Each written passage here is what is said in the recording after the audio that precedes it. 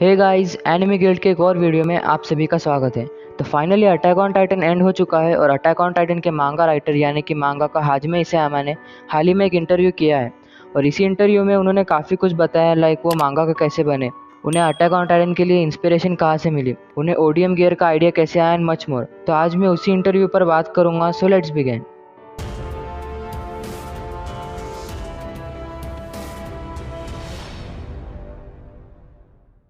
इस इंटरव्यू के मैं सारे क्वेश्चंस और उनके आंसर्स कवर नहीं करूंगा, बस वही क्वेश्चन और आंसर कवर करूंगा जो कि इंपॉर्टेंट है। ये इंटरव्यू फाइनल वॉल्यूम के 8 एक्स्ट्रा पेजेस के रिलीज होने से पहले हुआ था। इंटरव्यू के स्टार्ट में इसायामा ने बताया है कि चैप्टर 139 को ड्रॉ करने का उनका फर्स्ट आइडिया क्या था। उन्होंने कहा कि वो चैप्टर 139 के लास्ट पेज को 5 पैनल्स में डिवाइड करने वाले थे, बट उन्हें वो कुछ ठीक नहीं लगा तो उन्होंने वो आइडिया ड्रॉप कर दिया।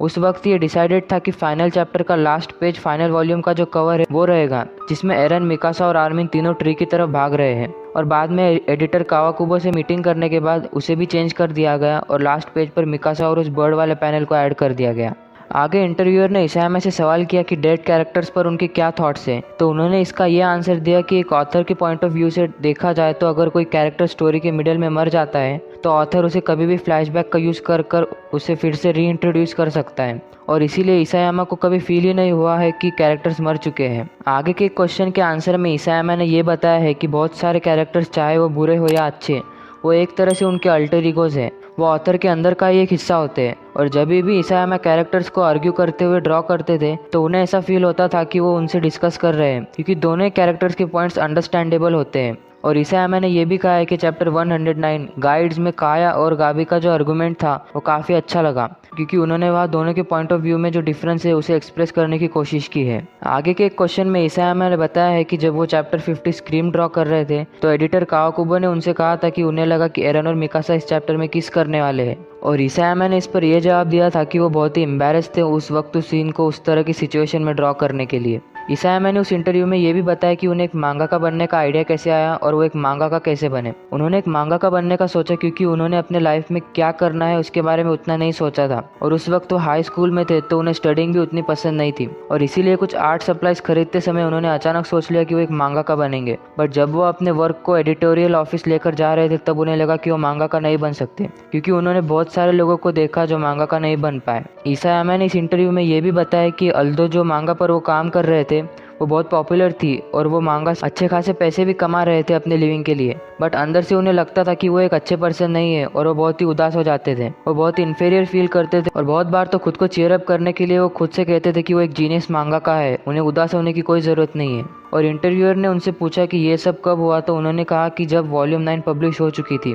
उस वक्त उनके बहुत कम दोस्त थे और जितने थे उनमें से 2 तो उनके असिस्टेंट थे, बट उसके बाद उन्हें एक नया ऑफिस मिल गया जहां उनके बहुत सारे असिस्टेंट्स थे, और उन्हें कोहे नागाशी और यूसुके नोमुरा को भी जानने का मौका मिला जो कि वीकली शोनन मैगजीन के लिए ड्रॉ करते हैं। और उसके बाद उनकी लाइफ और ज़्यादा इंजॉयबल हो गई, पर तब तक वो बहुत लॉनली फील करते थे। इसायामा ने आगे मार्ले आर्क के बारे में भी बताया है कि उन्हें मार्ले आर्क को ड्रॉ करने में बहुत परेशानी हुई थी, क्योंकि मार्ले आर्क के स्टार्ट में मेन फोकस मार्ले के लोगों पर था और एरन और पैराडाइस के लोगों को तो दिखाया भी नहीं था, तो इसीलिए मांगा को रीडर्स के बीच पॉपुलर बनाए रखना और हाइप बनाए रखने में उन्हें बहुत परेशानी हो रही थी। और जब उन्होंने मार्ले आर्क को ड्रॉ करना शुरू किया था तब वो बहुत ही नर्वस थे, बट एरन को एनिमी की तरह रीइंट्रोड्यूस करने के लिए वो बहुत ही ज़रूरी था। इसायामा ने यह भी कहा है कि उन्हें सबसे ज़्यादा मांगा में बैटल सीन को ड्रॉ करने में मज़ा आता है, और इसीलिए बैटल सीन को ड्रॉ करते वक्त वो बहुत ही एनर्जेटिक और फोकस्ड रहते हैं। इस इंटरव्यू में इसायामा ने मांगा के अपने फेवरेट सीन के बारे में भी बताया है। उन्होंने कहा कि उन्हें चैप्टर 104 विक्टर्स में जब जॉस टाइटन अटैक टाइटन को स्क्रैच करता है वो सीन उन्हें बहुत पसंद आया, और उन्हें लगा कि अब वो इससे और अच्छा ड्रॉ नहीं कर सकते हैं, और इसीलिए उन्होंने चैप्टर 104 के बाद टाइटन से रिलेटेड एक्शन सीन्स ज़्यादा नहीं ड्रॉ किए हैं। इसायामा ने अपने फेवरेट चैप्टर के बारे में भी बताया है। उन्होंने कहा कि उनके हिसाब से चैप्टर 71 बायस्टैंडर और चैप्टर 69 दोनों ही चैप्टर बेस्ट लगे, क्योंकि दोनों ही चैप्टर अलग अलग कैरेक्टर्स पर फोकस थे और दोनों ही चैप्टर्स एक अलग स्टोरी की तरह थे। आगे इसायामा ने यह भी बताया है कि उन्होंने फाइनल चैप्टर से रिलेटेड बहुत सारे रिएक्शंस देखे, और उन्होंने ये भी कहा है कि सभी के ऑनेस्ट इंप्रेशंस करेक्ट है। उन्होंने जिस तरह लास्ट चैप्टर को ड्रॉ किया है उससे ये इंटरप्रेट होता है कि आर्मिन ने उस जेनोसाइड को अप्रूव कर दिया है, बट असल में आर्मिन एरन के एक्शन से टोटली डिसअप्रूव करता है, बट फिर भी वो जेनोसाइड का फ़ायदा उठाता है क्योंकि उसके पास और कोई ऑप्शन नहीं था। इसायामा ने यह भी कहा है कि स्टोरी के लास्ट पार्ट में वो जो थीम एक्सप्रेस करना चाहते थे वो बहुत ही डिफ़िकल्ट थी ड्रॉ करने के लिए, और इसीलिए वो उस थीम को प्रॉपरली एक्सप्रेस नहीं कर पाए। उन्हें लगा कि वो उससे सबको खुश कर देंगे और उन्होंने ये भी कहा कि वो ओवर कॉन्फिडेंट थे एंडिंग को लेकर, और उन्होंने सॉरी भी कहा है कि वो एंडिंग की थीम अच्छी तरह एक्सप्रेस नहीं कर पाए।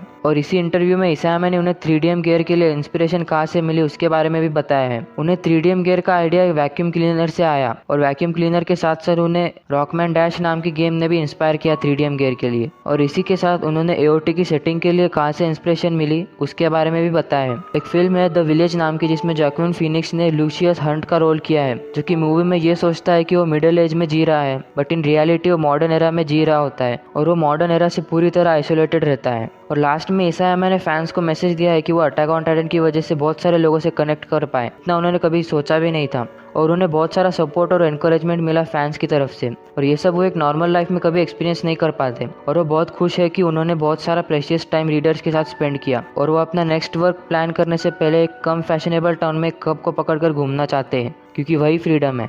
सो गाइज, अगर आपको ये वीडियो पसंद आई तो इसे एक लाइक करो, और अगर एनिमे कंटेंट पसंद है तो इस चैनल को सब्सक्राइब करो। सो मिलते हैं आपसे अगले वीडियो में। Till then, bye bye.